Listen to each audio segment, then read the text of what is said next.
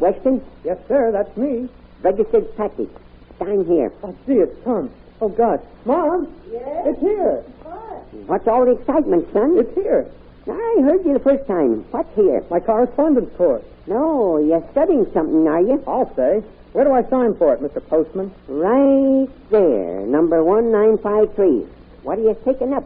Dance lesson? I should say not. I'm going to learn to be a private investigator. No, what? A detective. It's all here in this package. How to become a private investigator in 10 easy lessons. No, I suppose you'll get a badge and everything, eh? Sure, when I finish the course.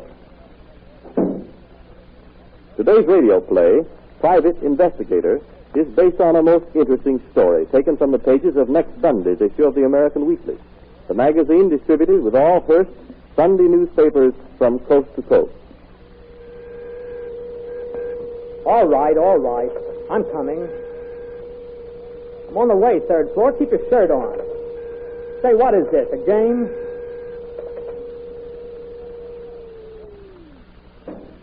Going down? Oh, of course I'm going down. Didn't you see I was pressing the down button? Watch your step, please.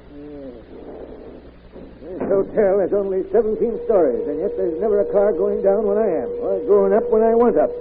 Where do you spend all your time, young man? Main floor. Yeah, I thought so. Of all the lackadaisical service. The old crab.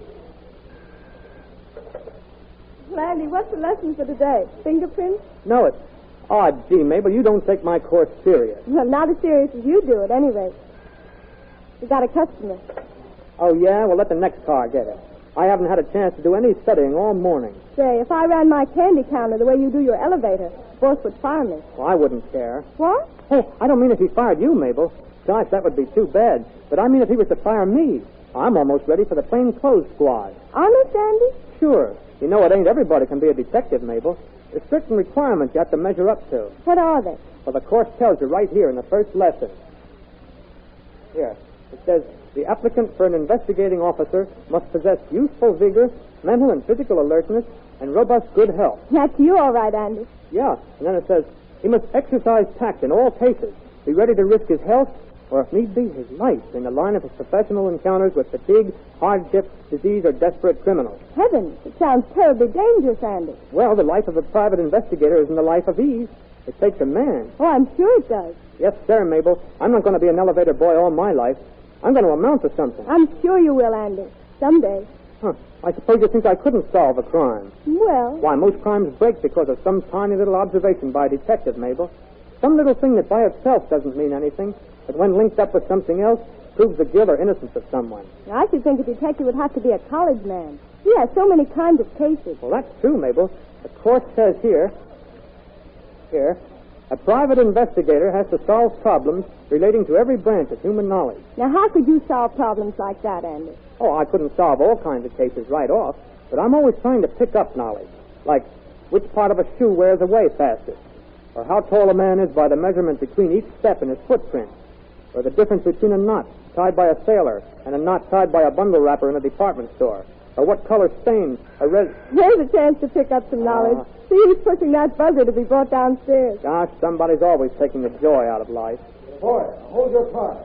Boss, let me get away from here. Why aren't you at your counter, Miss Doyle? I'm on my way, Mr. Murray. Step right in the car, Mrs. Vandenberg. Thank you. Floor, please. Top boy. Yes, sir. I'm glad the penthouse is just what you desired, Mrs. Vandenberg. It's most attractive.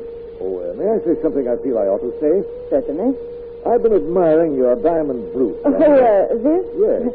Yes, it is rather nice, isn't it? Rather is putting it all too mildly, Mrs. Vandenberg. Why, it's the most exquisite piece of jewelry I've ever seen. I'm no connoisseur, but I do know that must have cost a great deal.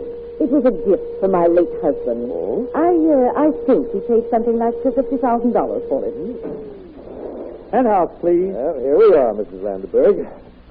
Oh, as I was about to say, don't you think you should put that brooch in the office safe? Oh, goodness, no. Why should I? Well, if you are seen going in and out of the hotel with it on, some poor devil is likely to be tempted to steal it. Very well. If you're so afraid I'll lose it in your hotel, I'll engage someone to keep an eye on it.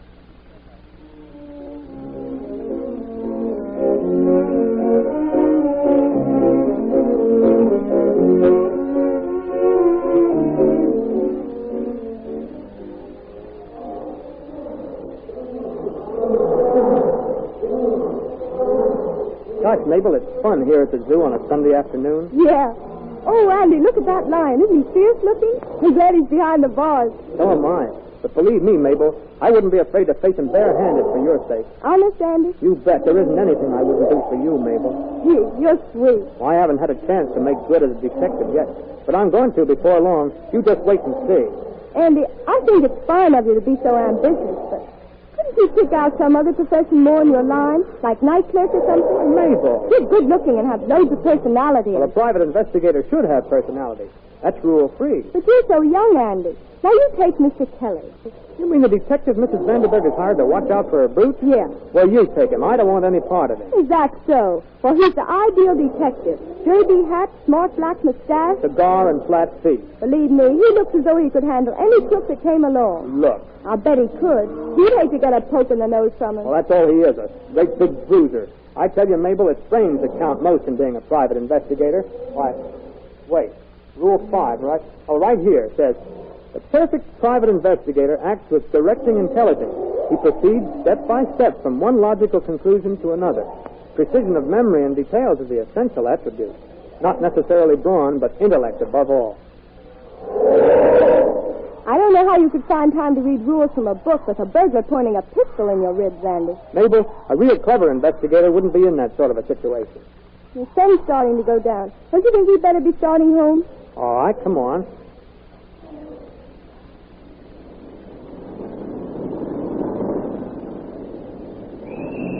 Now, wait, Andy. I'm not going to cross until the light turns green. Oh, gosh, we could have made that streetcar if you'd have hurried a little. I don't care. I won't cross the street until the policeman gives us the signal. All you women are alike. You balk when you ought to go, and you rush ahead when you should fall. How do you know so much about women? Spend most of your time with your nose in that policeman's gazette. Policeman's manual. Rule book, then. An investigator should always be refreshing his memory. It's all right now. Come along, Andy. Say, Say what? that's funny. What's funny? Look at that big car with the chauffeur. Isn't that Mrs. Vanderberg? I say it is. And will you look who's with her? Some swell-looking gentleman. Why? Some swell-looking gentleman in my eye. That's your Mr. Kelly, with a silk hat instead of his derby. No wonder I didn't recognize him. Getting pretty chummy with his employer, isn't he? Did you see the way they were laughing and talking? They're never like that around the hotel. She hired him to watch her diamond boots. Where that goes, he goes. That's not a bad idea. What is it? Never mind, Mabel. You wouldn't understand anyway. Yeah, what ideas have you got, Mr. Hawkshaw? Or are you Sherlock Holmes? Well, I don't care who I am. It's who Mr. Kelly is that bothers me.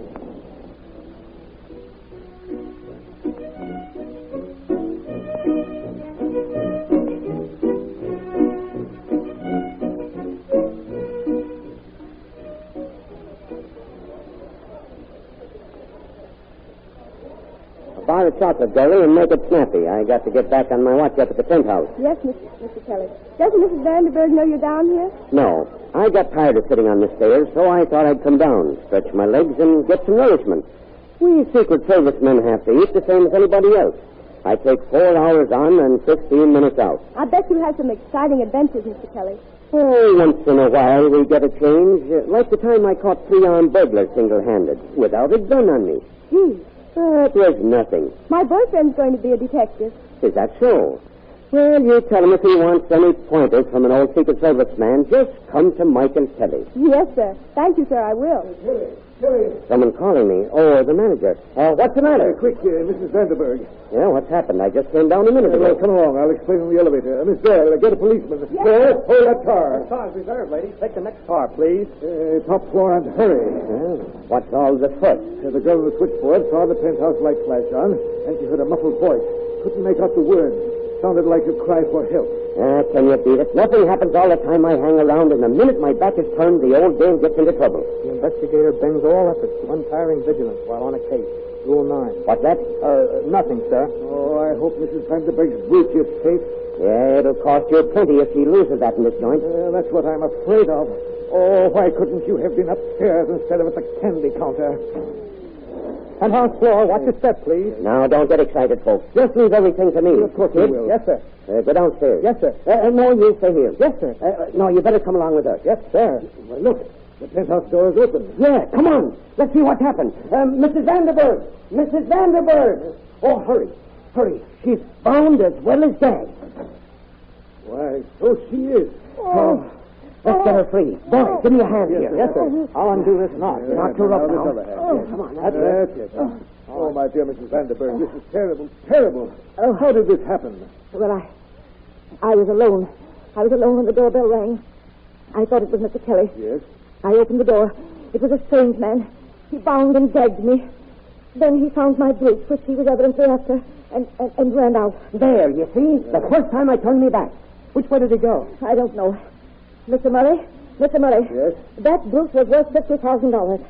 You'll have to make good on it. I took this penthouse on your insistence.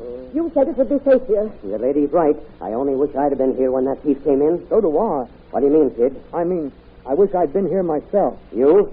What good would you have been? Well, I'll show you. See these handcuffs? Yeah, where'd you get them? They came with my course on how to become a private investigator in 10 easy lessons. Yeah, what good are they? Well, I'll show you. If I'd have been here, I'd have snapped one bracelet around the burglar's wrist, like this. And I'd have put the other one around this bed rail here, like this. And then snapped it on his other wrist, like this. Hey, you don't think the burglar would have let you handcuff him as easy as you've handcuffed me? Well, he did. What's that? What are you saying, boy? Here they are, officers. What's going on in here? He's a prisoner all ready for you, officer. Ah, the kid's crazy. He don't know what he's talking about. What's the matter with you, boy? There's your burglar, Mr. Murray. You're mistaken, my lad. That's my private detective. Oh, he's your accomplice. What? Officer, just remove Mr. Kelly's right shoe. Oh. I think you'll find that brooch in the toe of it. You're crazy. I'm a detective. You can't do this to me. Come on. Give me that shoe. If you're wrong, boy, this will go hard with you. I know it, sir. But I know I'm right. Mrs. Vanderberg planned on shaking you down for the price of the brooch. Why, you nasty little rat. This man's no detective. He was with her yesterday in her car, all dressed up. Well, Leave the holy. Here's the brooch, just like the kid said. Oh, Andy, I think you're wonderful. Do you, Mabel? Honest? son, how could you possibly have known this robbery was staged? Well, I noticed Mr. Kelly suddenly developed a limp in his right foot, Mr. Murray. And he walked on his heel instead of the ball of his foot. Yes. Then he told us Mrs. Vanderberg was bound before he even saw her. Mine. And I noticed the same knot that tied his shoes was used on the cord binding her wrist. Wonderful. Oh, you'll get a reward for this, young man. Thank you, sir. And when I finish my course, will you let me be the house detective? I shouldn't be surprised. Imagine noticing the similarity of the knot. Put Come it along, there, you yes. two. Now, wait a minute. You can't. Oh, officer, you'll have to take the next car. Mabel, Miss Bell and I are taking mine down. There's another knot I want to discuss with her. It's tied by the minister instead of by a crook.